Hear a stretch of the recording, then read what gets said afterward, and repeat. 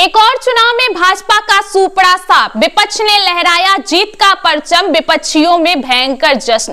दोस्तों, असदुद्दीन ओवैसी की party AIM कहने को तो पहले आंध्र प्रदेश अब तेलंगाना की पार्टी है, लेकिन हैदराबाद से बाहर कभी विस्तार की सोची ही नहीं। तेलंगाना से बाहर यूपी, बिहार, महाराष्ट्र समेत 20 राज्यों में चुनाव लड़ने गए जरूर, लेकिन राजनीति टिकाऊ नहीं रही। ये जरूर किया कि देश में चाहे किसी की भी लहर हो, हैदराबाद में किसी को हाथ रखने नहीं दिया। तेलंगाना की राजनीति मुसलमान बहुल हैदराबाद असदुद्दीन ओवैसी और अकबरुद्दीन ओवैसी का किला रहा है। 2024 के लोकसभा चुनाव में बीजेपी ने हिंदुत्व फेस माधवी लता के जरिए ओवैसी को हैदराबाद से उखाड़ने की चाल चली, लेकिन दांव उल्टा पड़ा। माधवी लता हार गई और फिर ओवैसी का कब्जा हो गया। दोस्तों, करीब 9 महीने बाद फिर हैदराबाद में चुनाव हुए, सीधे बीजेपी और एआईएम के बीच, लेकिन नतीजा ऐसा आया कि हलचल मच गई है। तेलंगाना विधान परिषद में एमएलसी की एक सीट हैदराबाद लोकल अथॉरिटी यानी कि एचएल कोटे से चुना जाता है। हर 6 साल में बकायदा चुनाव होता है। वैसे 22 साल से चुनाव तो होते रहे हैं, लेकिन वोटिंग की नौबत कभी नहीं आई।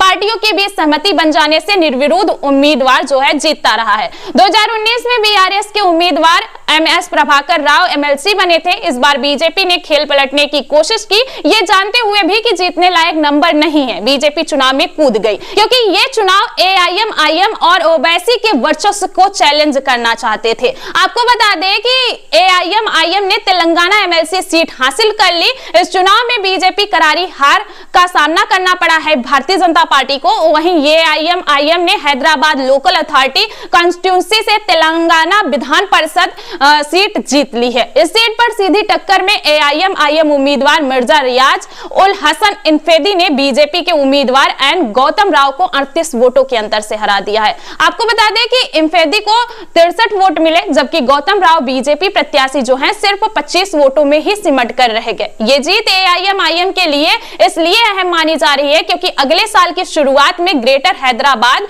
म्युनिसिपल कॉर्पोरेशन के चुनाव होने हैं। एआईएम पिछले 4 दशकों से ये नगर निगम जो है यहाँ शासन करती रही है, या कहें कि किंग मेकर की भूमिका निभाती रही है। इस चुनाव में कुल 112 मतदाता थे, जिनमें से 88 लोगों ने मतदान किया, जो हैदराबाद जिले के कॉर्पोरेट, सांसद, विधायक और विधान परिषद सदस्य हैं। एआईएम के पास 49 वोट थे और कांग्रेस के 14 वोटों का समर्थन भी उसे मिला, जिससे जीत पक्की मानी जा रही थी। वहीं आपको बता दें कि बीआरएस के 20 मतदाताओं ने चुनाव से दूरी बना ली, यानी मतदान नहीं किया। मतदाताओं में 81 कॉर्पोरेटर और 31 नामित सदस्य शामिल थे। आपको बता दें कि 9 सांसद, 15 विधायक और 7 एमएलसी।